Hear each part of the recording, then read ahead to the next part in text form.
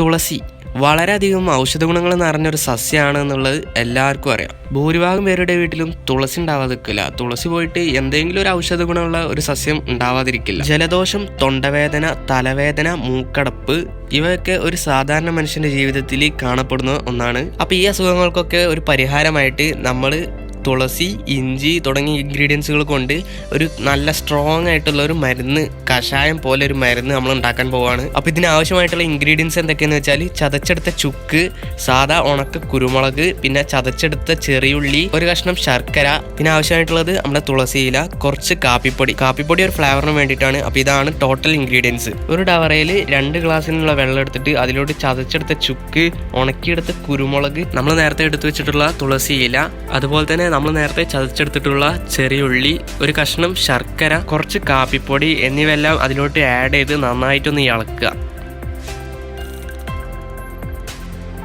എന്നിട്ട് gas on ചെയ്ത് അതിമേ വെച്ച് ഹൈ സ്പീഡിലിട്ടൊന്ന് തിളപ്പിച്ചെടുക്കാണ്ട്. അത് നന്നായിട്ട് ഇങ്ങനെ തിളച്ച് വരണം. അതിൽ അടങ്ങിയിട്ടുള്ള ഇൻഗ്രീഡിയൻസിൻ്റെ സത്തൊക്കെ ഇങ്ങനെ ഇറങ്ങി വരാണ്ട് അതിന് നിറക്കം ഇങ്ങനെ മാറി വരും. കുറച്ചധികം നേരം അതൊന്ന് തിളപ്പിച്ചെടുത്തതിന് ശേഷം അത് ഓഫ് ചെയ്ത് ഒരു അരിപ്പ് ഉപയോഗിച്ച് ഒരു പാത്രത്തിലോട്ട് ഒന്ന് അരിച്ചെടുക്കുക. ചൂടോടൊക്കെ തന്നെ അത് കുടിക്കണം, എന്നാലേ അത് വർക്കൗട്ട് ആവുള്ളൂ. ജലദോഷം, തൊണ്ടവേദന, കഫക്കെട്ട്, തലവേദന, മൂക്കടപ്പ് തുടങ്ങിയ അസുഖങ്ങളുള്ള ആൾക്ക് ഇത് കുടിക്കുന്നത് അനുയോജ്യമായിരിക്കും. അപ്പം നല്ല കറുപ്പ് നിറത്തിൽ ചുക്ക് കാപ്പിയുടെ പോലെ നല്ലൊരു മരുന്ന് റെഡി ആയിട്ടുണ്ട്. വീട്ടിലുള്ള ഇൻഗ്രീഡിയൻസ് വെച്ച് തന്നെ ഉണ്ടാക്കിയെടുക്കുക. വീട്ടിലാർക്കെങ്കിലും ഇങ്ങനത്തെ അസുഖങ്ങൾ വന്നാൽ ഇതൊന്ന് പരീക്ഷിച്ച് നോക്കുക, നല്ലതാണ്. ഇതുകൊണ്ട് പ്രത്യേകിച്ച് നഷ്ടങ്ങളൊന്നും ഉണ്ടാവാൻ കാരണമൊന്നുമില്ല. ഇന്നത്തെ കാലത്ത് പ്രത്യേകിച്ചും ഇതൊക്കെ കുടിക്കുന്നത് നല്ലതാണ്. അപ്പോൾ വീഡിയോ ഇഷ്ടപ്പെട്ടാൽ ലൈക്ക് ചെയ്യുക, അറിയാത്തവരിലോട്ട് ഷെയർ ചെയ്ത് എത്തിച്ചു കൊടുക്കുക, കമൻറ്റ് ചെയ്യുക, കൂടുതൽ വീഡിയോസിന് വേണ്ടി സബ്സ്ക്രൈബ് ചെയ്യുക, അതിൻ്റെ അടുത്തുള്ള ബെല്ലൈക്കൺ എനേബിൾ ചെയ്യുക. അടുത്ത നല്ലൊരു വീഡിയോ ആയിട്ട് കാണാം. Bye from football corner.